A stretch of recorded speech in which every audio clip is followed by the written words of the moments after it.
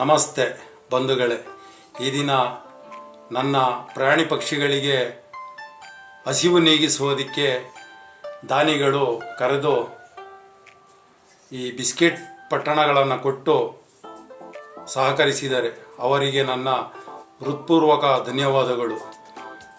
ಬೆಟ್ಟ ಗುಡ್ಡಗಳಲ್ಲಿ, ಅರಣ್ಯಗಳಲ್ಲಿ, ಕಾಡುಗಳಲ್ಲಿ ವಾಸಿಸುವಂಥ ಪ್ರಾಣಿ ಪಕ್ಷಿಗಳಿಗೆ ಹಸಿವು ನೀಗಿಸುವಂಥ ಸೇವೆಯನ್ನು ದಿನನಿತ್ಯ ನಾನು ನನ್ನ ತಂಡದವರು ಮಾಡ್ತಾಯಿದ್ದೀವಿ. ಅದಕ್ಕಾಗಿ ಪ್ರತಿಯೊಬ್ಬರು ಕೂಡ ಪ್ರಾಣಿ ಪಕ್ಷಿಗಳನ್ನ ಸಂರಕ್ಷಣೆ ಮಾಡುವಂಥ ಕೆಲಸವನ್ನು ಮಾಡಬೇಕು ಅಂತ ನಿಮ್ಮ ಪ್ರೀತಿಯ ಧನಂಜಯ್ ಕರ್ನಾಟಕ ಪ್ರಾಣಿ ಪ್ರಿಯ ಕೇಳ್ಕೊತಾ ಇದ್ದೀನಿ.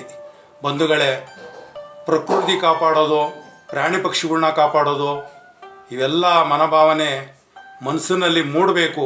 ಮತ್ತು ಹೊಸದಾಗಿ ಈಗಿನ ಯುವಕರು ಈ ಸೇವೆಗಳನ್ನು ಮಾಡಬೇಕು ಅಂತ ನಾನು ನಿಮ್ಮಲ್ಲಿ ಕೇಳ್ಕೊತಾ ಇದ್ದೀನಿ. ಅದಕ್ಕಾಗಿ ಎಲ್ಲ ಇಡೀ ಕರ್ನಾಟಕದಲ್ಲಿ, ಪ್ರತಿ ಭಾರತದಲ್ಲೂ ಕೂಡ ಪ್ರಕೃತಿ ಕಾಪಾಡುವಂಥ ಯುವಕರು ಮುಂದೆ ಬರಬೇಕು. ಯಾಕೆ ಅಂದರೆ ಈಗಿನ ಪೀಳಿಗೆಗೆ ಅಲ್ಲದೆ ಹೋದರೂ ಮುಂದಿನ ಪೀಳಿಗೆಗೆ ಬೇಕೇ ಬೇಕು ಪ್ರಕೃತಿ. ಯಾಕೆ ಅಂದರೆ ಕೊರೋನಾ ಸಂಕಟದಲ್ಲಿ ನಾವೆಲ್ಲರೂ ಕಣ್ಣಾರ ನೋಡಿದ್ದೀವಿ, ಕಿವಿಯಾರ ಕೇಳಿದ್ದೀವಿ, ಅನುಭವಿಸೂ ಇದ್ದೀವಿ. ಅದಕ್ಕಾಗಿ ಮುಂದೆ ಈ ಪರಿಸ್ಥಿತಿ ಬರಬಾರ್ದು ಅಂತ ಒಂದಷ್ಟು ಪ್ರತಿ ಶಾಲೆಗಳಲ್ಲೂ, ಪ್ರತಿ ದೇವಸ್ಥಾನಗಳಲ್ಲೂ, ಕಾಡುಗಳಲ್ಲಿ, ಬೆಟ್ಟ ಗುಡ್ಡಗಳಲ್ಲಿ ಸಸಿಗಳು ನೆಡೆಸುವಂಥ ಕಾರ್ಯಕ್ರಮ ಆಗಿರ್ಬೋದು, ವನ್ಯಜೀವಿಗಳನ್ನ ಸಂರಕ್ಷಣೆ ಮಾಡುವಂಥ ಕಾರ್ಯಕ್ರಮ ಆಗಿರ್ಬೋದು, ಇಂಥ ಸೇವೆಗಳನ್ನ ನಾವು ನಮ್ಮ ತಂಡದವರು ದಿನನಿತ್ಯ ಮಾಡ್ತಾ ಇದ್ದೀವಿ.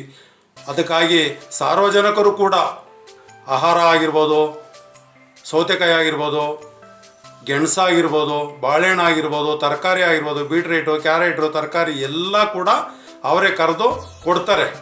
ನನ್ನ ಕೆಲಸ, ನನ್ನ ಸೇವೆ ತೊಗೊಂಡೋಗೋದು, ಅವಿರೋ ಜಾಗಕ್ಕೆ ಹುಡ್ಕೋದು, ಹಾಕೋದು, ಬರೋದು, ಅವುಗಳನ್ನ ಹಸಿವು ನೀಗಿಸುವಂಥ ಸೇವೆ ನಾನು ಮಾಡ್ತಾಯಿದ್ದೀನಿ. ಧನ್ಯವಾದಗಳು ಬಂಧುಗಳೇ.